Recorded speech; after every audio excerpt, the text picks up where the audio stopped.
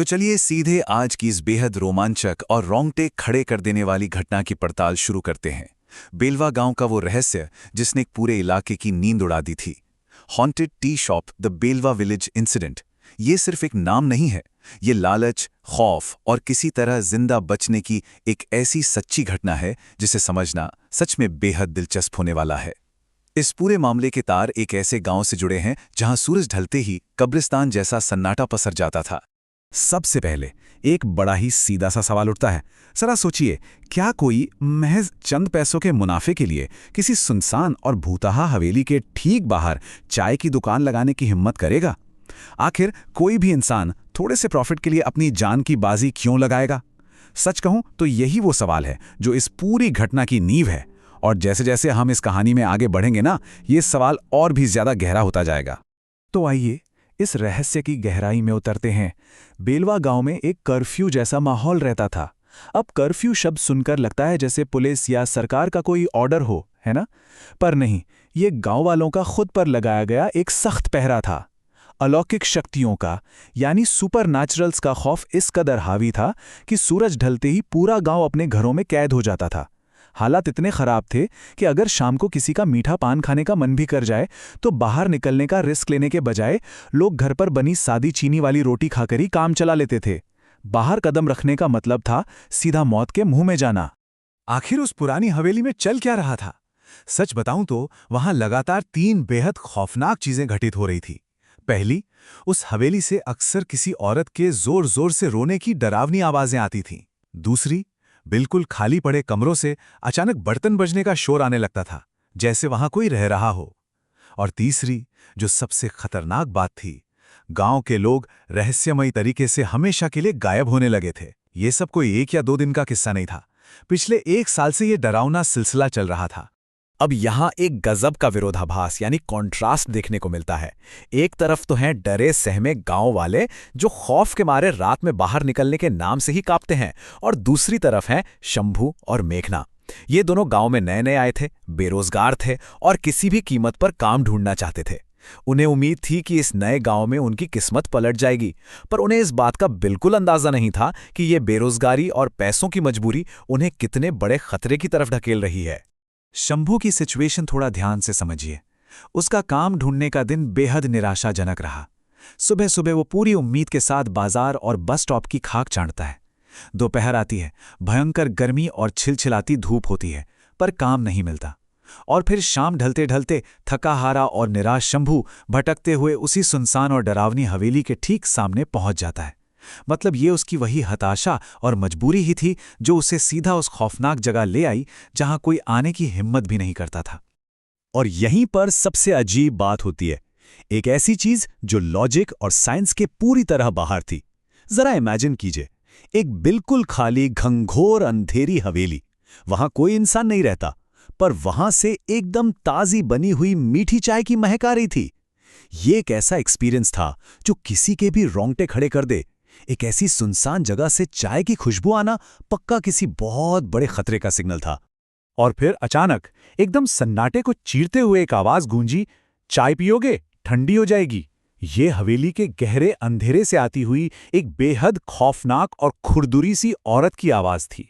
आवाज इतनी तेज थी कि शंभू की धड़कनें रुक सी गईं, और ठीक उसी वक्त पीछे से उसकी पत्नी मेघना ने उसके कंधे पर हाथ रख दिया। डर के मारे शंभू वही जोर से चीख पड़ा।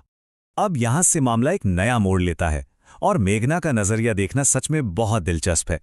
पड़ोसियों से भूत चुड़ैल की डरावनी बातें सुनने के बाद भी मेघना का रिएक्शन गांव वालों से बिल्कुल अलग था। उसे लगता था कि ये भूत प्रेत बस फालतू की अफवाहें हैं, जहां असल रियलिटी ये थी कि गांव में लोग सचमुच गायब हो रहे थे। वहीं मेघना को इस सारे खौफ के बीच एक लाजवाब बिजनेस अपॉर्चुनिटी दिख रही थी। उसका ओवर कॉन्फिडेंस उस वक्त जमीनी हकीकत से कहीं ज्यादा बड़ा हो चुका था। मेघना का ये बिजनेस प्लान सुनिए। सुनने में बड़ा आसान लगता है, पर असल में किसी डिजास्टर से कम नहीं था। पहला स्टेप, उसी खौफनाक हवेली के ठीक बाहर चाय की टपरी लगाना, क्योंकि दिन में वहां कोई जाता ही नहीं था तो जगह फ्री थी। दूसरा स्टेप, दिन के वक्त बाहर निकलने वाली भीड़ का फायदा उठाकर ढेर सारे पैसे कमाना। और तीसरा स्टेप, ये साबित कर देना कि भूत प्रेत जैसा कुछ नहीं होता, और इस तरह पूरे गांव में बहादुर चाय वाले बनकर फेमस हो जाना। गरीबी से निकलने का ये प्लान सीधा तबाही के रास्ते पर जा रहा था। लेकिन देखिए, ऐसा बिल्कुल नहीं था कि इन दोनों को किसी ने चेतावनी नहीं दी थी। गांव के बुजुर्गों ने उन्हें बिल्कुल साफ शब्दों में समझाया था, जो भी यहां ज्यादा देर रुकता है वो कभी वापस नहीं जाता। ये इतनी बड़ी चेतावनी उन्हें बिजनेस के पहले ही दिन मिल गई थी। इस बात से शंभू थोड़ा घबरा भी गया था, लेकिन पैसे कमाने की ऐसी चाहत थी कि उन्होंने इस खुली चेतावनी को पूरी तरह से नजरअंदाज कर दिया। खैर, अब ये घटना अपने सबसे डरावने हिस्से की तरफ बढ़ती है। धीरे धीरे शाम ढलने लगती है, सूरज डूब रहा है और शंभू जल्दी जल्दी दुकान बंद करने की तैयारी कर ही रहा होता है कि तभी उनका पहला ग्राहक वहां आता है। पर यह कोई आम इंसान नहीं था। अंधेरे के बीच उस आदमी की आंखें एकदम लाल चमक रही थी। उसे देखते ही शंभू के दिमाग की घंटी बज गई थी। यहां से सस्पेंस और गहरा हो जाता है। वो लाल आंखों वाला ग्राहक बिना एक शब्द कहे पूरी खामोशी से अपनी चाय पीता है, फिर धीरे धीरे पलटकर उसी अंधेरी हवेली की तरफ चलने लगता है। और फिर जो होता है वो किसी ने नहीं सोचा था। वो आदमी बिना पैसे दिए अंधेरे में पूरी तरह से गायब हो जाता है। ना कोई आवाज, ना कोई परछाई, वो बस हवा में कहीं छू मंतर हो गया।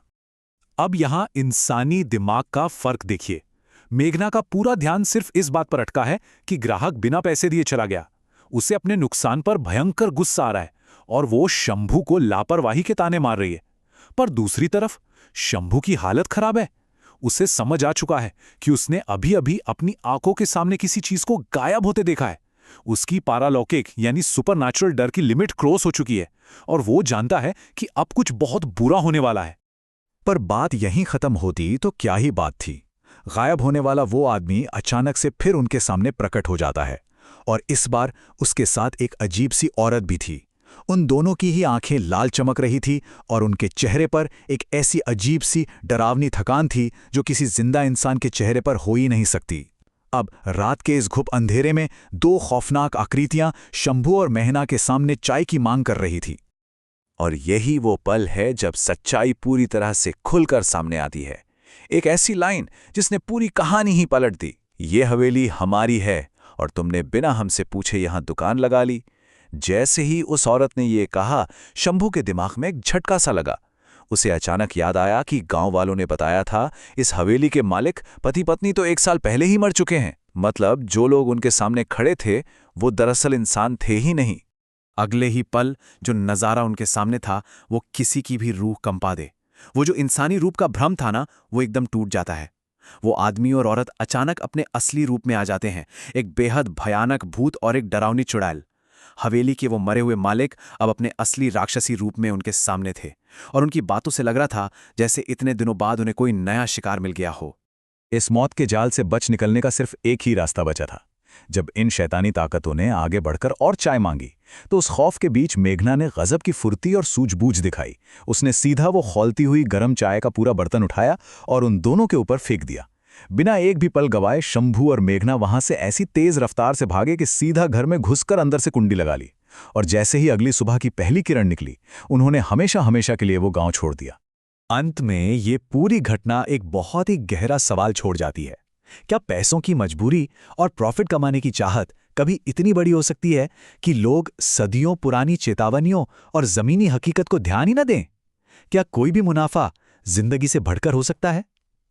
शंभू और मेघना तो इस हादसे में किसी तरह बाल बाल बच गए, पर यह कहानी एक याद दिलाती है कि कभी-कभी लोकल कहानियों और मान्यताओं के पीछे छुपा सच बेहद खौफनाक हो सकता है।